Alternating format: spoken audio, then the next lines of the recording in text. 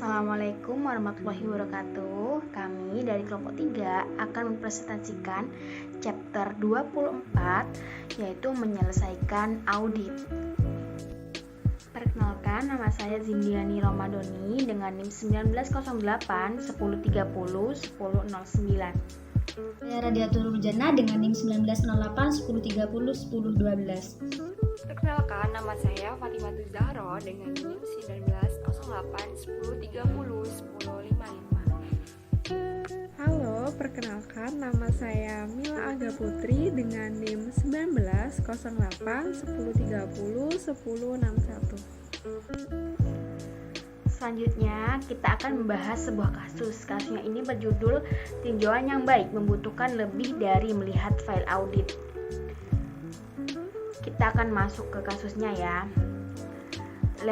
Di sebuah Santoro, Base dan Harmon, ada seorang senior audit bernama Larry Lenape. Nah, Larry Lenape ini menugaskan seorang asisten staf bernama Clauson Little untuk mengaudit utang usaha Westside Industry. Westside Industry ini sebuah pabrik peralatan besar. Nah, hutang usaha sendiri adalah akun kewajiban utama untuk perusahaan manufaktur. Dan pengujian pisah batas hutang adalah area audit yang penting. Pengujian terutama melibatkan peninjauan kewajiban yang dicatat oleh klien dengan memeriksa pembayaran berikutnya kepada pemasok dan kreditur lain untuk memastikan bahwa pembayaran tersebut tercatat dengan benar. Akhir-akhir ini Lenape ini mengamati Little. Little ini banyak menghabiskan waktunya berbicara dengan seseorang di telepon. Tampaknya itu untuk urusan pribadi. Nah, sebelum proses pengauditan selesai ini, Little mengumumkan bahwa dia akan meninggalkan perusahaan. Namun sebelum meninggalkan perusahaan ini, dia menyelesaikan pekerjaan audit yang telah ditugaskan Lenape kepada Little dalam waktu yang dianggarkan. Nah, karena khawatir Lenape tentang kebiasaan kerja Little, dia memutuskan untuk meninjau file audit dengan sangat hati-hati. Setiap jadwal yang dia tinjau telah disiapkan dengan benar, dengan tanda centang dimasukkan dan dijelaskan oleh Little, menunjukkan bahwa dia telah melakukan pemeriksaan ekstensif terhadap data dan dokumen yang mendasarinya dan menemukan saldo klien memadai seperti yang dinyatakan. Nah, secara khusus tidak ada pembayaran setelah akhir tahun untuk pembelian persediaan yang diterima selama periode audit yang belum dilakukan oleh perusahaan. Ketika Lenape menyelesaikan audit, dia memberitahu Kelsey Mayburn. Kelsey Mayburn ini manajer audit perikatan, bahwa file sudah siap untuk ditinjau. Dia memiliki pengetahuan yang cukup tentang produsen peralatan dan juga tentang Westside Industry. Mayburn ini meninjau semua file audit termasuk prosedur analitis substantif yang dilakukan selama audit. Setelah menghitung prosedur analitis tambahan selama peninjauan, dia menghubungi Lenape. Mayburn ini menghubungi Lenape dan mengatakan kepada Lenape bahwa hutang dagang tampaknya tidak masuk akal bagi Mayburn. Dia meminta untuk melakukan pemeriksaan tambahan. Jadi Lenape kembali dan melihat semua dokumen yang ditunjukkan Little dalam file audit yang telah dia periksa. Dengan cepat terlihat bahwa Little tidak melihat dokumen atau tidak tahu apa yang dia lakukan ketika dia memeriksanya. Ada hampir 5 juta dolar pembelian yang berlaku untuk periode audit yang belum dimasukkan sebagai kewajiban. Ulasan audit mungkin menyelamatkan Santoro. Ulasan Mayburn mungkin menyelamatkan Santoro, Base dan Harmon dari rasa malu signifikan atau lebih buruk karena keteledoran dari Little ini. Sebelum masuk ke bab yang pertama, kita akan membahas tentang bab ini. Nah, bab ini sebenarnya menjelaskan apa sih? Yang pertama itu menjelaskan tentang tujuan yang berhubungan dengan transaksi. Yang kedua, tujuan yang berhubungan dengan saldo. Yang ketiga, tujuan yang berhubungan dengan penyajian pengungkapan. Nah, selanjutnya kita akan masuk ke subbab yang pertama, yaitu lakukan tes audisional untuk presentasi dan pengungkapan. Tujuan dari subbab yang pertama ini yaitu merancang dan melakukan pengujian audit terkait dengan tujuan audit, penyajian, dan pengungkapan. Nah, diskusi kali ini tentang ketiga fase pertama audit yang menjelaskan bagaimana auditor merancang dan melakukan tes audit untuk mendapatkan bukti yang cukup dan tepat untuk mendukung masing-masing kategori tujuan audit. Pengujian siklus transaksi menekankan pelaksanaan pengujian audit untuk melakukan 6 tujuan audit terkait transaksi dan 8 tujuan audit terkait saldo. Nah, kemudian kita akan membahas bagaimana prosedur tersebut juga memberikan bukti tentang 4 tujuan penyajian dan pengungkapan yang dirangkum dalam kolom pertama tabel 24.1. Nah, yang bisa kalian lihat terdapat sebuah kolom 2 tabel, maksud saya tabel 24.1. Nah, di kolom pertama ini ada tujuan audit. Yang pertama itu kejadian dan hak dan kewajiban diungkapkan peristiwa dan transaksi telah terjadi dan berkaitan dengan entitas. Yang kedua, kelengkapan semua pengungkapan yang seharusnya dimasukkan dalam laporan keuangan telah dimasukkan.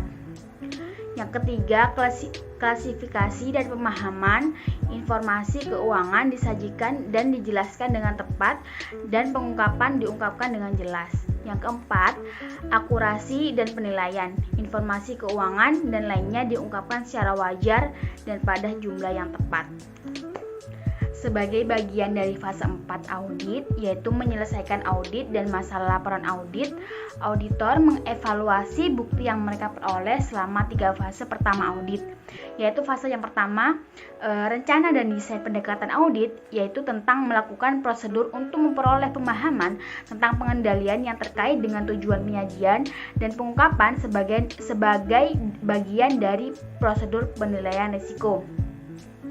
Fase yang kedua yaitu melakukan tes dari kontrol dan tes substantif transaksi, yaitu melakukan pengujian pengendalian terkait pengungkapan ketika penilaian awal risiko pengendalian di bawah maksimum. Kemudian fase yang ketiga yaitu melakukan substantif prosedur analitis dan tes detail saldo, yaitu melakukan prosedur substantif untuk memperoleh keyakinan bahwa semua tujuan audit tercapai untuk informasi dan jumlah yang disajikan dan diungkapkan dalam laporan keuangan. Nah, ketiga fase ini untuk menentukan apakah mereka harus melakukan prosedur tambahan untuk tujuan yang terkait dengan penyajian pengungkapan, pendekatan auditor dalam memperoleh bukti untuk tujuan penyajian dan pengungkapan yang konsisten dengan bagaimana pendekatan mereka dalam memperoleh bukti untuk tujuan yang terkait dengan transaksi dan terkait dengan saldo. Nah, kolom yang kedua dari tabel 24.1 ini mencakup contoh prosedur analitis substantif yang terkait dengan tujuan penyajian dan pengungkapan. Nah, di kolom yang kedua dari tabel 2.4 ini terdapat contoh prosedur substantif. Yang pertama itu untuk tujuan auditnya, kejadian dan hak dan kewajiban diungkapkan peristiwa dan transaksi telah terjadi dan berkaitan dengan entitas. Nah, contoh prosedur substantifnya yaitu meninjau kontrak untuk menentukan akun piutang apakah dijadikan jaminan. Yang kedua, kelengkapan semua pengungkapan yang seharusnya dimasukkan dalam laporan keuangan telah dimasukkan. Nah, contoh prosedur substantifnya yaitu gunakan daftar periksa pengungkapan untuk menentukan apakah laporan keuangan telah mencakup semua pengungkapan yang disyaratkan oleh standar akuntansi. Yang ketiga ada klasifikasi dan pemahaman. Informasi keuangan disajikan dan dijelaskan dengan tepat dan pengungkapan diungkapkan dengan jelas. Nah, prosedur substantifnya yaitu meninjau laporan keuangan untuk menentukan apakah aset diklasifikasikan dengan benar antara kategori saat ini dan tidak lancar. Nah, untuk lebih jelasnya baca footnote yang tertera di dalam laporan keuangan. Yang keempat, untuk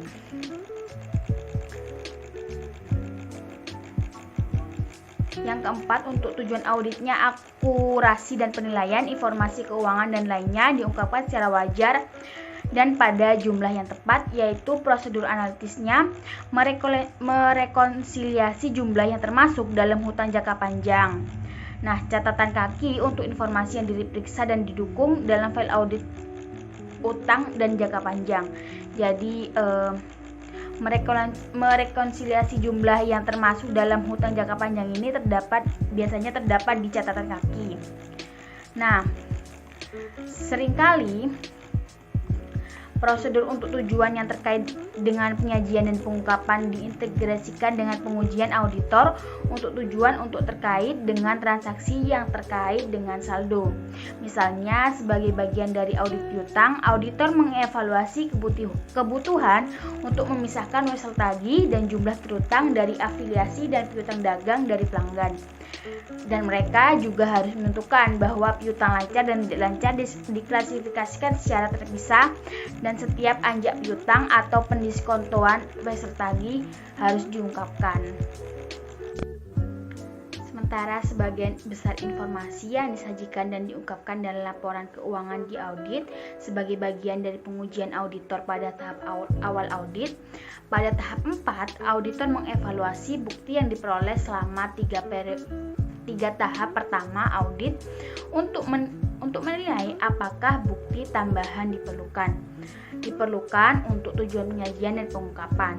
Pada fase 4, auditor juga mengevaluasi apakah keseluruhan penyajian laporan keuangan dan catatan kaki terkait telah sesuai dengan standar akuntansi atau belum.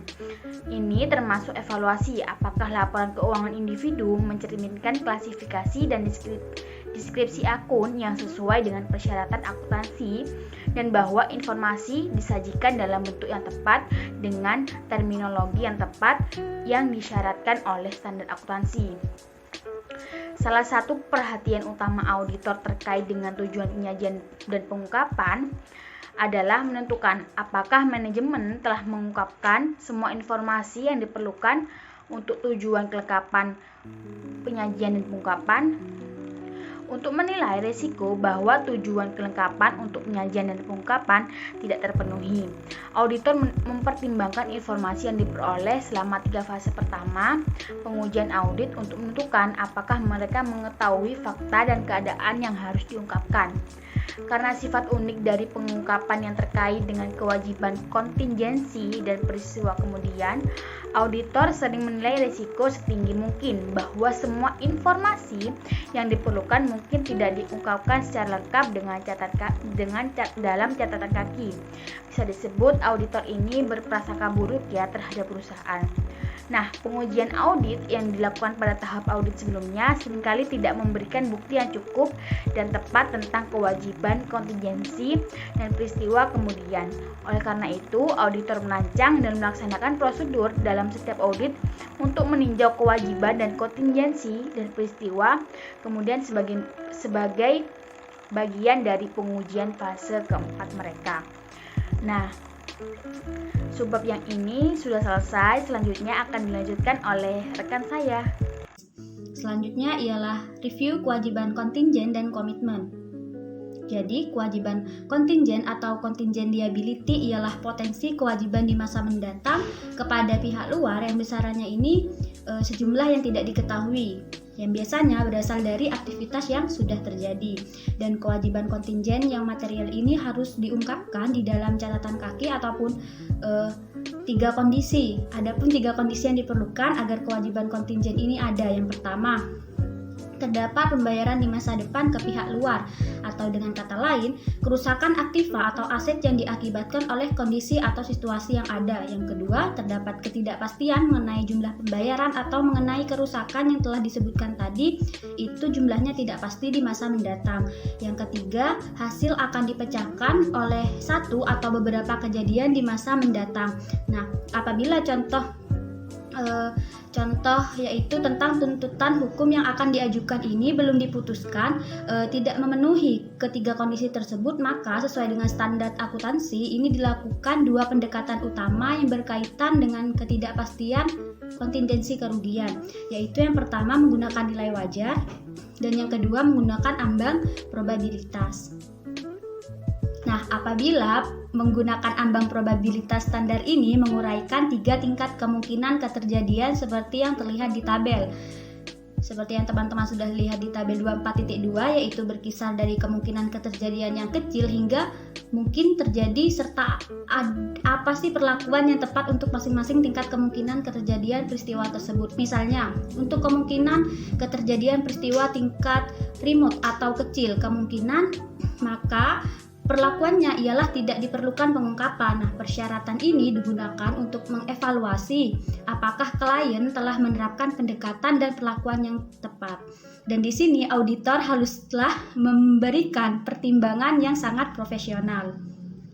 Nah, untuk catatan kaki kontingensi di sini harus menggambarkan sifat kontingensi sejauh yang diketahui dan opini dari penasehat hukum atau manajemen akan hasil yang nantinya diharapkan. Jadi di gambar 24.1 ini merupakan ilustrasi dari catatan kaki untuk tuntutan yang ditunda dan garansi perusahaan terhadap utang.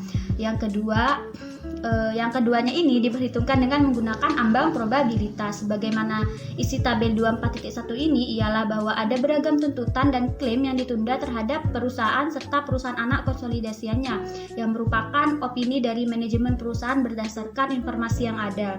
Dan perusahaan ini telah sepakat untuk menjamin pembayaran ulang sebesar $14 juta yang dipinjamkan bank ke beberapa perusahaan afiliasi di mana perusahaan memiliki kepentingan minoritas. Nah, jadi auditor di sini ini mencurahkan perhatiannya pada beberapa kewajiban kontingen, antara lain tuntutan tertunda atau pending untuk pelanggan paten, kewajiban produk atau tindakan lainnya, ada perselisihan produk, garansi produk, diskon wesel tagih dan sebagainya. Jadi di dalam standar auditing udah jelas menyatakan bahwa manajemen bukan auditor yang bertanggung jawab mengidentifikasi dan memutuskan pelakuan akuntansi yang pas untuk kewajiban kontingen. Dan di dalam kegiatan audit tidak praktis bagi auditor untuk mengungkapkan kontingen tanpa adanya kerjasama dengan manajemen. Nah, adapun tujuan yang utama auditor dalam memverifikasi kewajiban kontingen ini yaitu yang pertama, untuk mengevaluasi perlakuan akuntansi kewajiban kontingen yang diketahui untuk menentukan apakah manajemen ini sudah mengklasifikasikan dengan benar kontingensi tersebut. Hal ini memenuhi tujuan audit klasifikasi, penyajian, dan pengungkapan. Nah, yang kedua yaitu mengidentifikasi seberapa praktis setiap kontingen yang belum diidentifikasi oleh manajemen. Hal ini untuk memenuhi tujuan audit, kelengkapan, penyajian, dan pengungkapan. Nah, selain hal yang berhubungan berat dengan kewajiban kontingen ialah ada komitmen. Nah, di mana nantinya harus memasukkan hal-hal yang telah disepakati, misalnya untuk membeli bahan baku atau melisikan fasilitas dengan harga tertentu dan menjual barang dagang dengan harga tetap, serta rencana bonus, rencana pembagian laba, rencana pensiun, dan kesepakatan royalti. Dan karakteristik komitmen yang penting ialah kesepakatan perusahaan untuk berkomitmen menetapkan kondisi yang tetap di masa mendatang tanpa memandang apa yang terjadi dengan laba ataupun yang terjadi di ekonomi secara keseluruhan itu. Nah, biasanya perusahaan ini menggambarkan komitmennya di catatan kaki yang terpisah ataupun dapat juga digabungkan dengan catatan kaki yang berkaitan dengan kontingensi. Langkah audit kontingensi. Jadi, langkah pertama di dalam mengaudit kontingensi ialah menentukan ada tidaknya kontingensi atau tujuan audit keterjadian, penyajian, dan pengungkapan. Seperti yang diketahui bahwa mempelajari bidang audit lainnya ini jauh lebih sulit menemukan transaksi atau peristiwa yang tercatat daripada memverifikasi informasi yang tidak tercatat. Nah, yang pertama ialah prosedur audit untuk menemukan kontingensi. Adapun beberapa prosedur audit yang seringkali digunakan oleh auditor untuk mencari kewajiban kontingen. Seperti yang pertama di sini mengajukan pertanyaan kepada manajemen baik secara lisan ataupun secara tulisan atau tertulis mengenai kemungkinan adanya kontingensi yang tidak tercatat. Nah, yang kedua, mereview laporan agen pendapatan internal di tahun berjalan dan tahun sebelumnya untuk penyelesaian pajak penghasilan. Yang ketiga, mereview notulensi hasil rapat direksi dan pemegang saham untuk menentukan adanya tuntutan hukum atau kontingensi lainnya. Nah, selain itu adanya evaluasi kewajiban kontingen yang diketahui. Jadi jika memang ada kewajiban kontingen, maka auditor ini haruslah mengevaluasi signifikansi kewajiban yang potensial itu dan sifat pengungkapan yang diperlukan di dalam laporan keuangan untuk memperoleh atau mendapatkan bukti dari tujuan audit keterjadian dan hak kewajiban penyajian dan pengungkapan. Lalu langkah yang ketiga ialah prosedur audit untuk menemukan komitmen. Nah, jadi pencarian komitmen yang tidak diketahui biasanya ini dilakukan sebagai bagian dari audit atas setiap bidang audit. Contohnya, apabila seorang auditor akan memverifikasi transaksi penjualan, maka auditor ini harus waspada terhadap komitmen penjualan. Dan yang prosedur yang terakhir ialah mengajukan pertanyaan kepada pengacara klien, yang mana ini merupakan prosedur utama yang seringkali diandalkan oleh auditor untuk mengevaluasi tuntutan hukum yang diketahui atau klaim lain terhadap klien dan mengidentifikasi tuntutan tambahan. Auditor di sini mengandalkan keahlian serta pengetahuan dari pengacara klien mengenai persoalan hukum klien untuk memberikan opini profesional mengenai hasil yang nantinya diharapkan dari tuntutan hukum yang ada dan jumlah kewajiban yang mungkin harus dibayarkan nantinya, termasuk biaya pengadilan. Review terhadap peristiwa kemudian ini merupakan bagian ketiga dari penyelesaian audit, di mana seorang auditor ini harus mereview transaksi dan peristiwa yang terjadi setelah tanggal neraca, yang tujuannya untuk menentukan apakah setiap transaksi atau peristiwa ini mempengaruhi penyajian dan pengungkapan yang wajar atas laporan periode berjalan. Nah, adapun dua jenis peristiwa kemungkinan yaitu peristiwa yang memiliki dampak langsung terhadap laporan keuangan dan memerlukan penyesuaian. Itu yang pertama. Jadi ada beberapa peristiwa yang terjadi setelah tanggal neraca ini menyediakan informasi tambahan bagi manajemen dan membantu menentukan penyajian yang wajar saldo akun pada tanggal neraca, yang mana informasi ini dapat membantu auditor di dalam memverifikasi saldo. Misalnya auditor kesulitan untuk menentukan nilai persediaan karena ada keusangan, maka penjualan persediaan di sini berperan terutama penjualan persediaan bahan baku ini berperan sebagai bahan sisa pada periode selanjutnya ini akan menunjukkan nilai persediaan yang benar di tanggal neraca. Nah, yang kedua di sini ialah jenis peristiwa yang tidak memiliki dampak langsung terhadap laporan keuangan tetapi memerlukan pengungkapan. Nah, jadi peristiwa kemudian jenis ini menyediakan bukti tentang kondisi yang tidak ada di tanggal neraca yang akan dilaporkan namun muncul setelah tanggal neraca, dan ini cukup signifikan sehingga memerlukan pengungkapan pengungkapan yang signifikan. Nah, contohnya peristiwa kemudian yang tidak diakui meliputi penurunan nilai pasar sekuritas yang dipegang untuk investasi sementara atau untuk dijual kembali. Pengujian audit untuk review peristiwa kemudian. Jadi, terdapat dua kategori prosedur audit untuk review peristiwa kemudian. Nah, yang pertama di sini prosedur yang biasanya diintegrasikan sebagai bagian dari verifikasi saldo akhir tahun. Nah, jadi di kategori pertama ini mencangkup pengujian pisah batas dan penilaian yang dilakukan sebagai bagian dari pengujian atas rincian saldo. Contohnya, auditor memeriksa transaksi penjualan dan akuisisi periode selanjutnya untuk menentukan apakah pisah batas ini sudah akurat, dan auditor ini juga menguji kolektibilitas piutang usaha dengan mereview penerimaan kas periode selanjutnya. Nah, yang kedua yaitu prosedur yang dilaksanakan terutama untuk tujuan pengungkapan. Jadi pengujian ini dilaksanakan secara khusus untuk memperoleh informasi yang akan dimasukkan ke dalam saldo akun di tahun berjalan.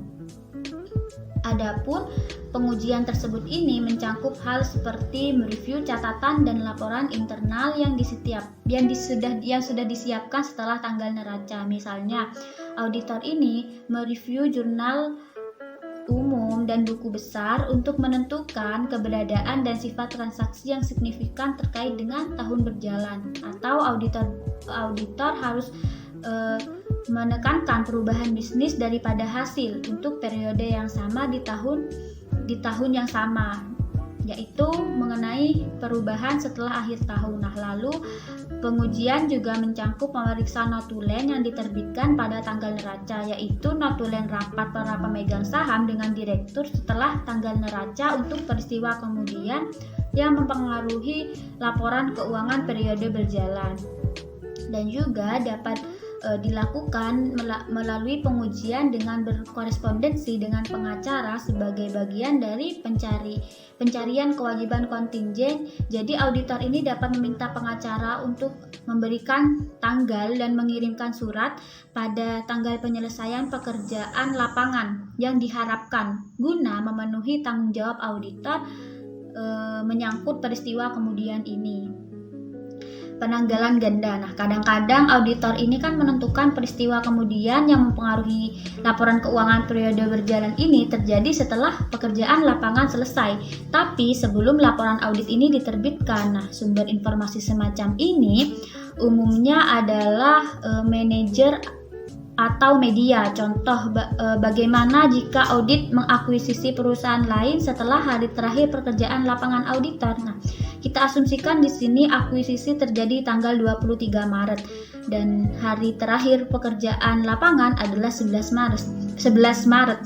Jadi di dalam situasi ini standar auditing mengharuskan auditor untuk memperluas pengujian auditnya untuk peristiwa kemudian yang baru ditemukan, yang gunanya untuk memastikan bahwa peristiwa tersebut ini sudah diungkapkan dengan benar. Nah, jadi auditor memiliki dua opsi yang sebanding yang dapat diterima, di mana opsi yang pertama yaitu auditor hanya mengubah tanggal laporan audit ke tanggal yang baru, atau dengan opsi kedua, auditor ini menerbitkan laporan audit dengan tanggal ganda, yang artinya laporan audit tersebut ini memasukkan dua tanggal, yaitu tanggal setelah pekerjaan lapangan selesai dan tanggal kedua, yang mana tanggal kedua ini biasanya selalu lebih lambat untuk pengecualian.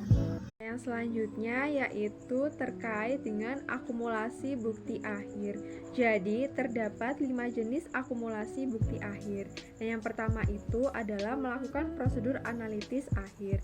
Jadi prosedur analitis ini bertujuan sebagai tinjauan akhir untuk mengecek adanya salah segi material atau masalah lain yang tidak tercatat, dan juga untuk membantu auditor melihat laporan keuangan secara lebih objektif. Jika terdapat kesalahan, auditor itu perlu melakukan pengujian tambahan sehingga untuk memperoleh bukti yang cukup. Yang kedua yaitu terkait mengevaluasi asumsi kelangsungan usaha.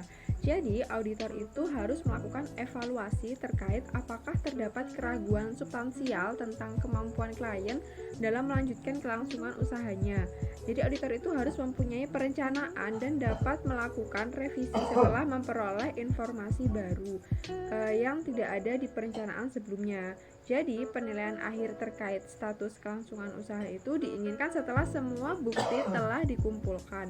Dan jika auditor mempunyai keraguan tentang asumsi tersebut, auditor itu harus melakukan evaluasi terkait hal tersebut. Ketiga yaitu memperoleh surat representasi manajer. Jadi dalam standar audit itu mengharuskan auditor untuk memperoleh representasi tertulis dari manajer dalam bentuk surat perwakilan. Adapun tujuan dari surat representasi klien tersebut ialah yang pertama itu untuk mengesankan kepada manajer tanggung jawabnya atas asersi dalam laporan keuangan. Yang kedua yaitu untuk mengingatkan manajemen tentang potensi salah saji. Terus yang ketiga yaitu untuk mendokumentasikan tanggapan dari manajemen entitas terkait dengan berbagai pertanyaan tentang audit. Yang keempat yaitu pertimbangan informasi yang menyertai laporan keuangan dasar. Seringkali klien itu memasukkan informasi tambahan di luar laporan keuangan dalam materi yang disiapkan oleh untuk manajer dan pengguna lain. Jadi dalam standar audit itu tidak membatasi informasi tambahan untuk memungkinkan perusahaan dalam mempersonalisasikan informasi untuk memenuhi kebutuhan pengguna dari pernyataan. Nah, pelaporan auditor atas informasi tambahan dapat berupa seperti paragraf penjelas setelah paragraf opini dalam laporan auditor atas pelaporan keuangan atau bisa juga dalam laporan terpisah tentang informasi tambahan. Yang kelima yaitu membaca informasi lain dalam laporan tahunan. Dalam standar audit, hal tersebut mengharuskan auditor untuk membaca informasi lain yang disertakan dalam laporan tahunan. Auditor harus membandingkan informasi tersebut dengan laporan keuangan untuk memastikan kesesuaiannya. Selanjutnya yaitu evaluasi hasil. Di sini ada 5 aspek utama dari evaluasi hasil. Yang pertama itu adalah cukup bukti. Cukup bukti ini untuk membuat evaluasi akhir terkait apakah bukti yang dikumpulkan telah tepat dan cukup. Auditor itu perlu meninjau dokumentasi audit untuk menentukan apakah semua transaksi dan pengungkapan salah saji material itu telah diuji secara benar. Dan juga hal terpenting dari peninjauan ini adalah untuk memastikan bahwa semua bagian dari program audit itu telah terpenuhi. Yang kedua yaitu bukti mendukung opini auditor.